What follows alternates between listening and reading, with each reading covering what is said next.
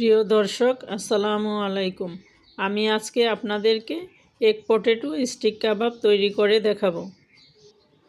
দুটো আলু আর দুটো ডিম দিয়ে সহজেই এই নাস্তাটা আপনারা তৈরি করে নিতে পারেন। এটা তৈরি করতে কোনো নামি দামি মশলার প্রয়োজন নেই। হাতের কাছে থাকা সামান্য কিছু মশলায় এটা আপনারা তৈরি করে নিতে পারেন। আপনারা যারা ইফতারের সময় অল্প সময়ে ঝটপট কিছু তৈরি করতে চান, এটা তাদের জন্য একটা বেস্ট আইডিয়া। এটা ইফতারেও সার্ভ করতে পারেন অথবা বাচ্চাদের টিফিন হিসেবে বা যে কোনো অকেশনে এটা আপনারা সার্ভ করতে পারেন। আশা করি রেসিপিটি আপনাদের ভালো লাগবে। এখানে আমি বড় সাইজের 2টি আলু টুকরো করে সামান্য একটু হলুদ দিয়ে 90% সিদ্ধ করে নিয়েছি। এটা বেশি সিদ্ধ করা যাবে না, তাহলে এটা আঠালো হয়ে যাবে এবং হাতের সাথে লেগে আসবে। এটা গরম অবস্থায় ম্যাশ করে নিতে হবে, তাহলে রেসিপিটা তৈরি করতে অনেক সুবিধা হবে। এখানে আমি দিচ্ছি আধা কাপের মতো পেঁয়াজ কুচি, দিচ্ছি দুটো লাল কাঁচামরিচ কুচি, 2 টেবিল চামচ ধনেপাতা কুচি, দিচ্ছি 1 চা চামচ লবণ, আধা চা চামচ মরিচের গুঁড়া, আধা চা চামচ হলুদের গুঁড়া, 1 চা চামচ দিচ্ছি চাট মশলার গুঁড়া, আধা চা চামচ দিচ্ছি ভাজা জিরার গুঁড়া, আধা চা চামচ দিচ্ছি আদার গুঁড়া এবং আধা চা চামচ দিচ্ছি রসুনের গুঁড়ো। এখন আমি সব কিছুকে ভালো করে একসাথে মেখে নিব।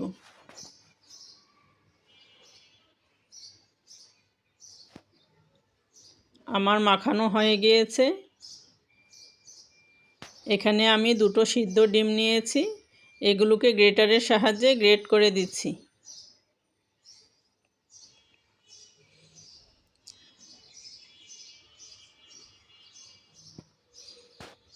এখানে বাইন্ডিংয়ের জন্য আপনারা চাইলে 2 টেবিল চামচ বেসন দিতে পারেন।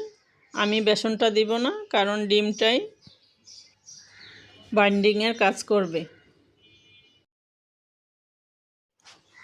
এখানে আমি আলু আর ডিমটাকেও একসাথে ভালো করে মেখে নিচ্ছি। এখানে আমি দুটো স্টিক নিয়েছি।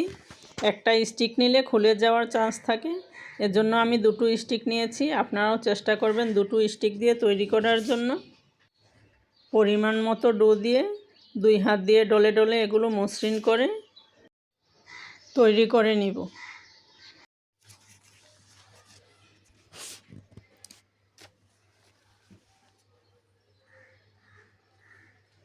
আমি আপনাদেরকে আরেকটা কাবাব তৈরি করে দেখিয়ে দিচ্ছি।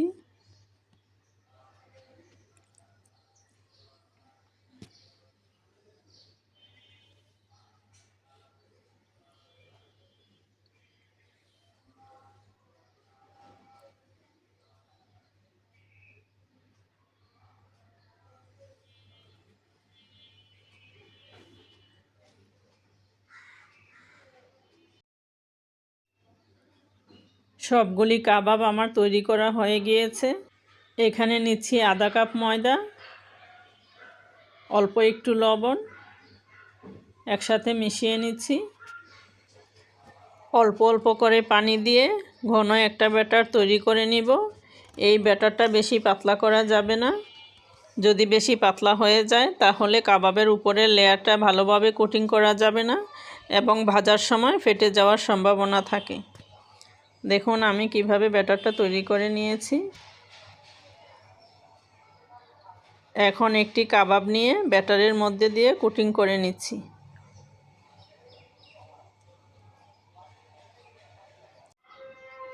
এখানে এভাবে স্টিকটা ধরে টান দেওয়া যাবে না, তাহলে কাবাবটা ভেঙে যাওয়ার সম্ভাবনা থাকে। আমি দুটো চামচের সাহায্যে এটাকে উঠিয়ে নিচ্ছি।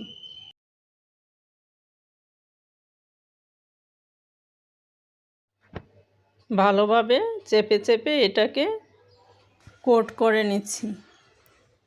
একটু ভালোভাবে চেপে চেপে একদম মসৃণ করে এটাকে তৈরি করে নিতে হবে।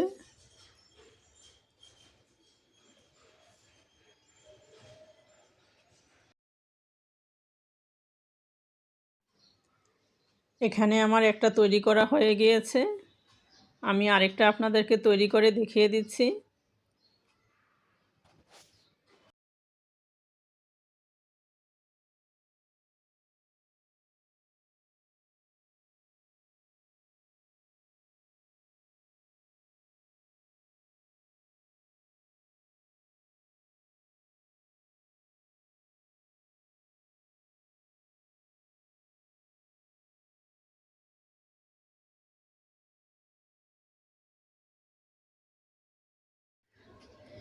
এখানে আমি একটি প্যানে পরিমাণ মতো তেল হাই হিটে গরম করে নিয়েছি।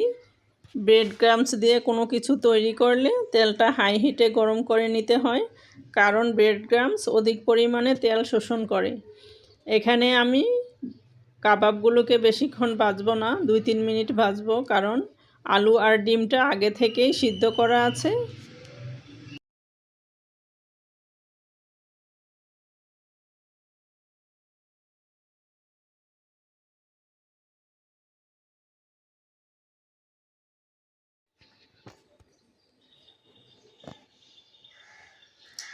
কাবাবগুলো আমার ভাজা হয়ে গিয়েছে। এখন আমি একটু তেলটা ঝরিয়ে এগুলোকে উঠিয়ে নিচ্ছি।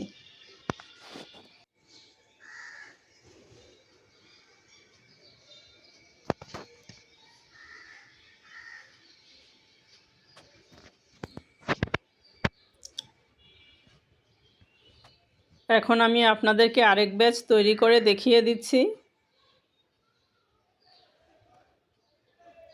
এগুলো আমার ভাজা হয়ে গিয়েছে, এখন আমি উঠিয়ে নিচ্ছি।